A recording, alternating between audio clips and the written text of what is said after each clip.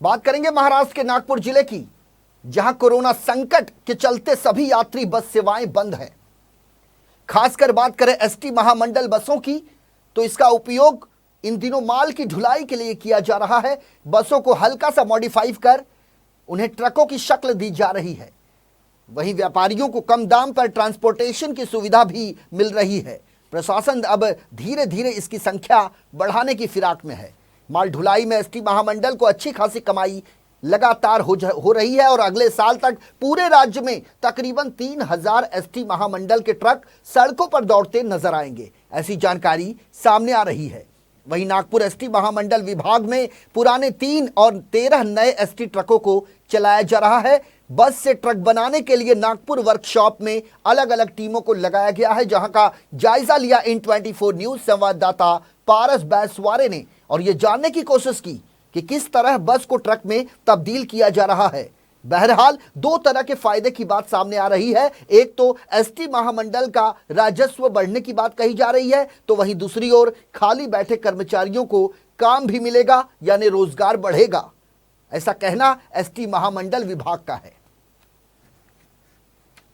ये बताइए, जो यात्री जो बसेस है इसे ट्रक में तब्दील किया जा रहा है, क्या है पूरी जानकारी? अब तक कितनी बसों को ट्रक बनाया गया है और आगे कितनी बसें ट्रक बनाई जाएंगी? देखिए, अभी प्रवासी वाहतूक एसटी महामंडल की बहुत लिमिटेड मर्यादा में चालू है। अभी ये जो पीरियड है, इस पीरियड में 21 मई 2020 को एसटी महामंडल ने महाराष्ट्र राज्य शासन से एक परवानगी लिया है कि एसटी का जो बस है और उस बस को लॉजिस्टिक में कन्वर्ट करने का। तो हमारी जो बसेस है, तो बेसिकली इनका जो इंटरनल सिस्टम है इसमें हमने ज़्यादा चेंजेस नहीं किए हैं जी। और जो कुछ बसेस अभी प्राइमरी फेज में हर डिवीजन की 10-10 गाड़ियाँ, यानी 31 डिवीजन महाराष्ट्र के हैं, तो लगभग 300 गाड़ियां पहले फेज में तैयार हो चुकी है जी। इनका रिस्पांस माल वाहतूक में बहुत अच्छा होने के कारण जी एडिशनली 10-10 गाड़ियों की परमिशन, यानी इसका मतलब 300 और गाड़ियां, तो ऐसा कुल मिला के 600 गाड़ियां महामंडल की आज तैयारी के स्टेज में है, जो माल वाहतूक कर रही है जी। और महामंडल ने जो माल वाहतूक के जो रेट्स निश्चित किए हैं वो काफी कम है, जिसके वजह से काफी रिस्पांस महामंडल को माल वाहतूक में मिल रहा है जी। आज के तारीख का अगर बताया जाए तो लगभग 3 करोड़ तक हमने ये पिछले 2 महीने में इससे उत्पन्न प्राप्त किया है जी। अपने नागपुर विभाग में भी पुराने 3 ट्रक और 16 बसेस का कन्वर्शन हमने माल वाहतूक ट्रक में किया है। ऐसा करके आज के तारीख में 19 माल वाहतूक ट्रक अपने पास तैयार है जी। और नागपुर एरिया में बहुत सारे व्यापारी, स्मॉल स्केल इंडस्ट्री के लोग, इनका हमको भारी मात्रा में रिस्पांस आ रहा है। रोज 10 से 12 गाड़ियां हमारी अलग अलग डेस्टिनेशन पे जा रही है। हमको इसमें लिमिटेशन ये है कि हम लोग सिर्फ महाराष्ट्र में ही कर सकते, महाराष्ट्र के बाहर लॉजिस्टिक करने का फिलहाल हमको परमिशन नहीं है। और जनता में, विशेषतः व्यापारी वर्ग में इसका काफी रिस्पांस होने के कारण ये लॉजिस्टिक आगे भी बहुत सालों तक अच्छी सर्विस देगा, ऐसा एक हमारा एक एजम्पशन है जी। क्या कहना चाहूंगे बेलसरे जी, जो यात्री जो बस है इसे ट्रक बनाने में कितना खर्च आता है और यदि ट्रक से कभी बसों की जरूरत पड़ती है तो ऐसे में कितने खर्च आएगा ट्रक से बस बनाने में? देखिए, हमारे हर डिवीजन में वर्कशॉप है। वर्कशॉप में स्क्रैप का बहुत सारा मटेरियल वहाँ पे एडिशनली पड़ा है।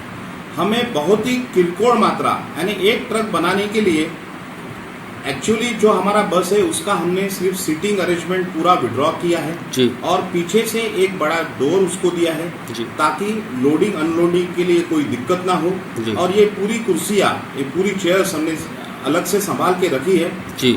अगर भविष्य में ऐसी बसेस का कन्वर्शन करने का अगर समय भी आया तो विद इन 1 और 2 डेज एक बस फिर से प्रवासी वाहतूक में कन्वर्ट हो सकती है। लेकिन जो अभी फिलहाल कन्वर्शन जो हुए हैं, ये माल वाहतूक एसटी की बंद तो होना ही नहीं है, क्योंकि इसको रिस्पांस काफी है। इसलिए बसेस की जरूरत पड़ी तो शायद ही ये माल वाहतूक ट्रक को फिर से हम लोग बस में कन्वर्ट करेंगे, क्योंकि इसी क्योंकि मालवाहतुक बसेस का और निर्माण करना यही हमारा भी प्राइमरी उद्देश्य है। जी। इसीलिए ये किरकोळ मात्रा में लगभग 4 से 5 हजार रुपए का हमको कॉस्टिंग है, और जो एक्चुअली हमारा मैन पावर है वो आज के तारीख में कोविड-19 के कारण जो लॉकडाउन पीरियड है उसमें उनको ज्यादा काम न होने के कारण यही हमारा मैन पावर इस काम में यूज हो रहा है। इसको अतिरिक्त कोई खर्चा करने की हमें जरूरत नहीं पड़ रही है। कोरोना की इस महामारी ने हर चीज का रंग रूप बदल कर रख दिया है।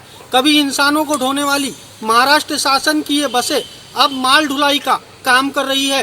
देखने वाली बात यह होगी कि इससे निजी माल ढोने वाले वाहकों पर इसका क्या असर पड़ेगा, और भविष्य में यात्राएं शुरू होंगी तो इससे लोगों को कितनी तकलीफों का सामना करना पड़ेगा।